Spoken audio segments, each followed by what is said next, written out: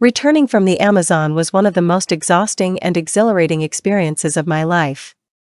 That trip to South America had been the perfect escape from my suffocating routine as a rising attorney in the United States.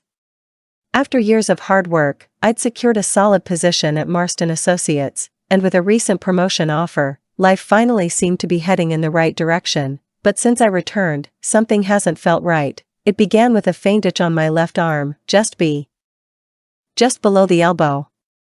At first, I thought it was just a mosquito bite, inevitable after weeks in the Amazon rainforest. I didn't pay much attention to it. I applied some ointment, took an antihistamine, and carried on, but the itch wouldn't go away. 2 days later, it worsened. The small red spot on my arm started swelling, throbbing as if something alive was inside. Every touch felt like fire burning beneath my skin. At the office, the situation became unbearable. I shifted constantly in my chair, unable to focus on anything but the desperate need to scratch. I clawed at my arm under the desk, trying to hide it, but it was no use. The fabric of my blouse rubbed against the irritated skin, amplifying the agony. "Elizabeth, are you okay?"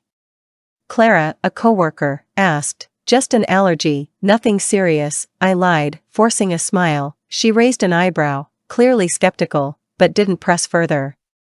I knew I was drawing attention. My boss, Mr. Marston, frequently walked past my desk, watching me out of the corner of his eye. I couldn't let this jeopardize my promotion, but the pain was becoming unbearable. When the workday finally ended, I rushed home.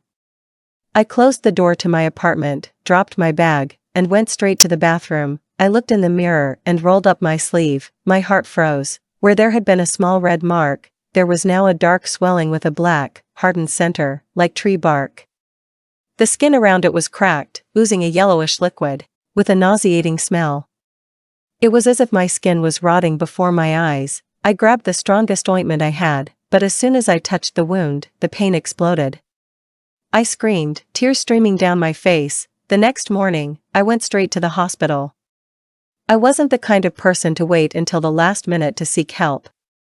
My mother used to say, "Elizabeth, you're so paranoid you'll die of old age, because nothing will ever catch you off guard."